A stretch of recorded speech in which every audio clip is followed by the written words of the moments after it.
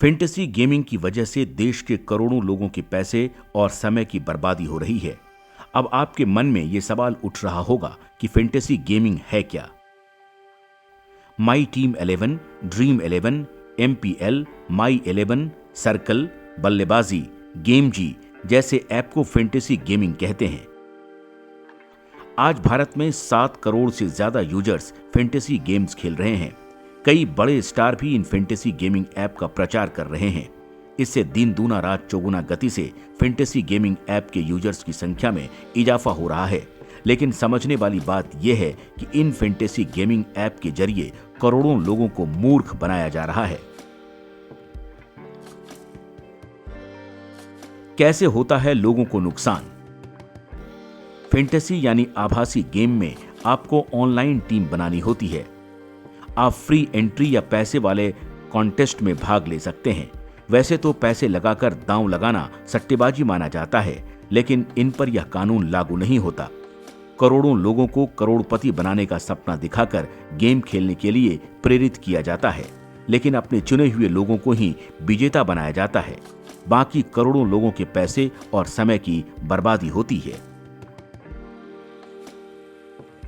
अगर बात my team 11 fantasy gaming app की करें तो इसके 1 करोड़ 80 लाख यूजर हैं। माई टीम 11 ऐप ये दावा करता है कि वह हर दिन 5 करोड़ प्लस इनाम के तौर पर बांट देता है। इस लिहाज से हर महीने इस गेमिंग ऐप से 150 करोड़ रुपए के पुरस्कार बांटे जाते हैं। लेकिन 1 करोड़ रुपए जीतने वाले लोगों के नाम भी इक्का दुक्का ही सामने आते हैं। अगर इतने बड़े पैमाने पर माई टीम 11 से पुरस्कार दिए जा रहे हैं तो आखिर एक महीने में जीतने वालों की पूरी लिस्ट सार्वजनिक क्यों नहीं की जाती? विनीत गोदारा और संजीत सिहाग ने मिलकर इस फैंटेसी गेमिंग ऐप को लॉन्च किया है। दोनों के तरफ से किए जा रहे दावे और हकीकत में बड़ा अंतर नजर आता है। आखिर किन तरीकों से ये फैंटेसी गेमिंग ऐप लोगों को बनाते हैं उल्लू? करोड़ों लोग हर रोज लगाते हैं पैसा। युवा पढ़ाई छोड़कर खेलते रहते हैं गेम। 100 से 150 रुपए ही कमा पाते हैं अधिकतर लोग। पूरे दिन कोई दूसरा काम नहीं कर पाते हैं यूजर्स। 100 रुपए कमाने में पूरा दिन होता है बर्बाद। ऑनलाइन सट्टेबाजी का एक तरीका है fantasy gaming app. Contest and time पर जाकर हो जाते हैं फूल। फैंटेसी गेमिंग ऐप कभी भी उतार देती है अपनी टीम को ही विजेता बना देती है फैंटेसी गेमिंग ऐप। खिलाड़ियों को विज्ञापन के जरिए दिया जाता है पैसा। आजकल युवाओं का करियर हो रहा है बर्बाद। बार बार हारने से युवा डिप्रेशन का हो रहा है शिकार। चुनिंदा लोगों को जिताकर दूसरों को किया जाता है मोटिवेट। गेमिंग ऐप का डाटा जब चाहे बदल सकता है एडमिन। इसी तरह की गड़बड़ियों को देखकर कई राज्यों ने फैंटेसी गेमिंग पर रोक लगा रखी है। असम, ओडिशा, सिक्किम, नागालैंड और तेलंगाना के निवासी फैंटेसी गेम्स नहीं खेल सकते हैं। स्पोर्ट्स गेमिंग ऐप ड्रीम 11 ने कर्नाटक में अपनी सेवाएं बंद कर दी हैं। ड्रीम 11 कंपनी के को-फाउंडर हर्ष जैन और भावित सेठ के खिलाफ कर्नाटक में FIR तक दर्ज की गई है।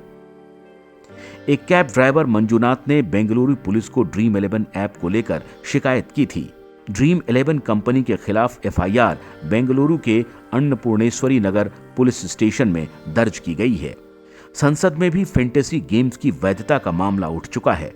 मंदसौर से बीजेपी सांसद सुधीर गुप्ता ने भी ऑनलाइन बेटिंग वेबसाइट्स को लेकर सरकार से सवाल पूछे हैं। उन्होंने इस तरह के फैंटेसी गेमिंग ऐप पर रोक लगाने को लेकर सरकार से सवाल पूछा था। फरवरी 2019 में TRS सांसद AP जितेंद्र रेड्डी ने भी फैंटेसी और ऑनलाइन गेमिंग की वैधता को लेकर कई सवाल पूछे थे।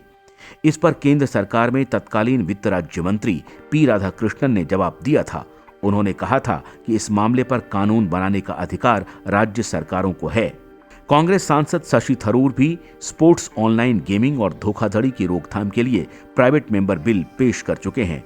थरूर का कहना है कि सट्टेबाजी भले ही राज्य का विषय है, लेकिन ऑनलाइन गेमिंग संसद के अधिकार क्षेत्र में आती है। भारत के युवा वर्ग को अंधेरे में धकेलने में सारे फैंटेसी गेमिंग ऐप लगे हुए हैं। शहरी हो या ग्रामीण इलाके के युवा करोड़पति बनने के चक्कर में हर रोज अपना पैसा और समय गंवा रहे हैं। ऐसे में इस धोखाधड़ी पर रोक लगाने का वक्त आ गया है। Bureau report, Q5 network.